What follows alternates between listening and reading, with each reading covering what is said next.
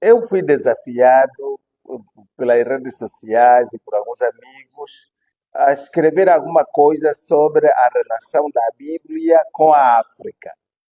Qual é a questão fundamental? A Bíblia tem raízes em África,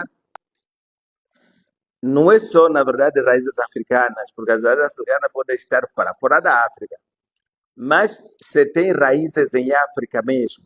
Portanto, estamos em questões de geografia e história bíblica. Durante séculos, e sobretudo para muitas pessoas, a resposta foi esta: a Bíblia é da Europa. Da Europa porque foi apresentada pela Europa para uma grande parte da África. E então nós começamos a confundir um com o por causa de. Eles chegam a afirmar categoricamente que a Bíblia nada tem a ver com a África. E a segunda afirmação, que para mim é mais grave, a Bíblia é contra a África. Mas estudos de arqueologia, de linguística, de história confirmam bem o contrário. Na África está o berço da fé bíblica. As grandes civilizações do tempo antigo dependeram de rios. Qual é o rio maior aqui? Nilo. Quais são os rios maiores lá? Tigre e Eufrates. Tigre e Eufrates são dois rios e no meio a terra. E essa terra chama-se Mesopotâmia. Portanto, Mesopotâmia e Egito. Quer dizer, algumas vezes a superpotência estava do lado do Oriente, Mesopotâmia, outras vezes a superpotência estava do lado ocidental, portanto, o Egito. E todos que estão no meio ficaram, de algum modo, arrastados pelo desenvolvimento que essas duas nações criavam, e sobretudo porque esse meio tornou-se a passagem de mercadorias, mas também da mente, da cultura. E a Bíblia, como veremos, anda aqui. Abraão, que teria vindo de Ur dos caldeus, veio da Mesopotâmia, a origem dele, como nascimento, como infância. Mas como homem adulto, será um pouco mais para o centro do arco. Agora, Moisés, esse aqui é egípcio e veio do Egito. Só que a pergunta que está é essa aqui. O povo de Israel é filho de Moisés ou é filho de Abraão? Abraão teve a sua mulher e o seu filho, mais outros filhos. É só isso. Isso não é povo. O povo lhe foi prometido só.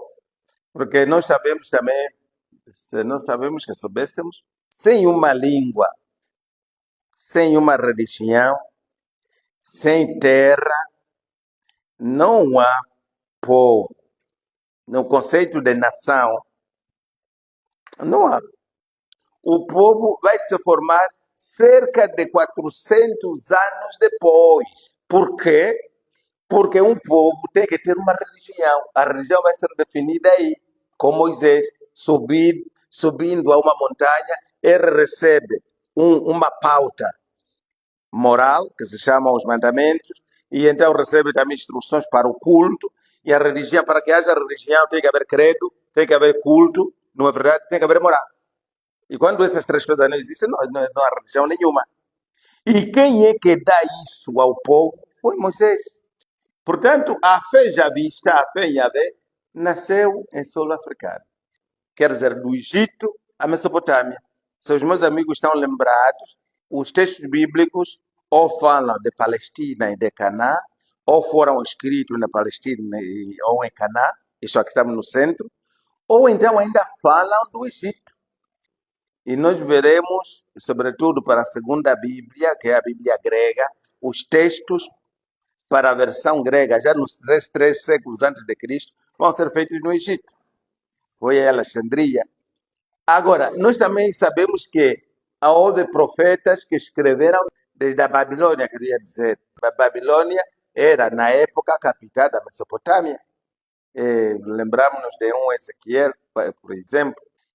Portanto, essa pátria da Bíblia é este arco todo.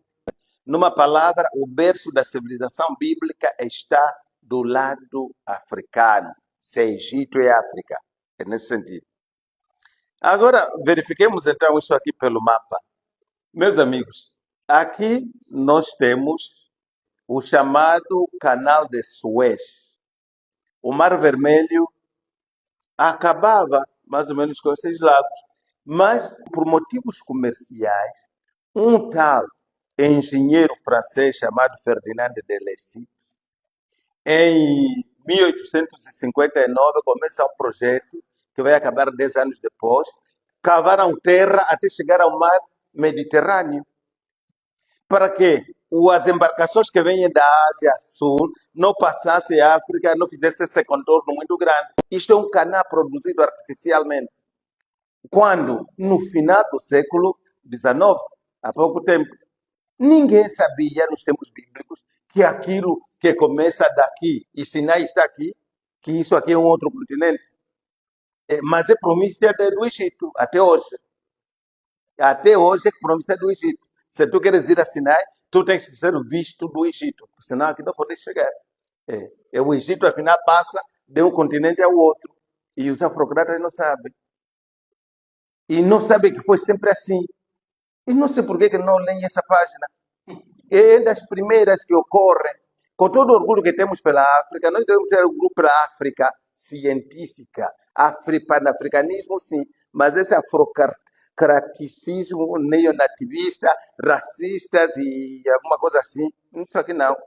Nós não precisamos estar contra os brancos para sermos bons negros, estão a ver? Não, nesse caso estamos a cometer o erro deles. Eles nos escravizaram, desprezaram, nós também temos que desprezar. Nesse caso ficamos pequenos como eles. Não, o Egito é importante para nós, que seja o nosso orgulho, mas também orgulho de Canaã, é orgulho da Grécia, e até a Grécia está mais perto do Egito do que Angola. Ah, não, aqueles vieram roubar o nosso pensamento. Por que vieram roubar o nosso pensamento? Não roubaram. O pensamento se rouba, ou você que já não tem o pensamento. Não pode ser. Um até diz que, olha, a Bíblia roubou, porque as ideias que a Bíblia tem são as ideias do Egito. Não é que a Bíblia roubou, a Bíblia é egípcia. A cultura é a mesma. Mesmo quando a Bíblia, digamos, escreve o seu credo, em muitas coisas escreveu um anticredo, quer dizer, um anticredo, o credo do Egito, credo da Mesopotâmia. Vocês, por exemplo, sabem que tanto para Egito como para a Mesopotâmia, as antigas tradições religiosas consagravam o Sol como o Deus maior, o Deus supremo. E sabes quando o homem bíblico chega e escreve a primeira página da Bíblia? Diz assim, no versículo 3 do Gênesis: Deus disse, haja luz. E a luz aconteceu, sem sol. E naquela altura ainda não se fala do céu, não é de lua, a luz veio. Isso aqui é uma resposta, digamos, contra a teologia da época. E mais, o sol e a lua vão ser criados só no quarto dia. E então, os outros estão a dizer que o sol é Deus, que tudo fez. E tu no teu texto vai dizer aqui, esse foi criado, mas só apareceu no terceiro dia. Quer dizer, o vosso Deus foi criado. Vocês não estão a ver a linha subtil de combate, de conflito teológico? Sim, mas eu só posso entrar em conflito porque eu vivo nessa cultura e supero-a. Portanto, a Bíblia, para todos os efeitos, nesse sentido, é muito. Não é que roubou do Egito, o que quer que seja. É egípcia. O Egito é país afro-asiático, por geografia e por cultura. Outra observação para afundar isso é que a pátria da Bíblia, para além, digamos, da meia-lua fértil, que é grande, a sua pátria, digamos, restrita, é a Palestina, Israel. Digamos assim, por enquanto, Palestina e Israel é a mesma coisa. Mas antes de ser Israel, a Palestina chamava-se Canaã. Que houve tempos em que o Egito também perdeu e foi promessa da Mesopotâmia. E houve tempo, como por exemplo no tempo áureo de um Davi e de um Salomão, é que ganharam a independência, tornaram-se também um impériozito e conquistaram terras. É, mas na maior parte do tempo foi sempre um estadinho vassalo de estados maiores. A arqueologia nos confirma isso, não é? Na Palestina, que a Palestina foi província do Grande Egito, pois os governadores locais de Canaã tributavam ao faraó. O Egito dominou, sobretudo, entre o século VI até o século XI a.C. E é curioso que Moisés se coloca aqui, porque Moisés é do século XIV, é do século XIV, no 350 mais ou menos. Portanto, é quando o Egito estava acima de tudo. Quando, por exemplo, aquele povo com o Egito vão para a Palestina, eles só se estão a mover dentro do mesmo país, dentro do mesmo grande estado egípcio. E então a geografia é aquela, não é essa nova, não, essa foi inventada mais tarde. Resumimos, século XIII antes de Cristo não existia ainda a língua hebraica, quer dizer, a Bíblia foi criada, os primeiros textos terão saído em língua egípcia. Só que esses textos não chegam a nós. Por quê? Moisés não sabia outra língua, tinha que ser língua egípcia. Eram egípcios como todos os outros. Portanto, Moisés e Israel falavam o dialeto egípcio, naturalmente. Seguramente escreveram nas letras do Egito, chamado letras hieroglíficas. O fenício e o hebraico, que vão ser fundados logo a seguir, ainda não tinham cidadania. O hebraico nasce apenas nos séculos XII para XI. Muito bem, essa é a primeira parte.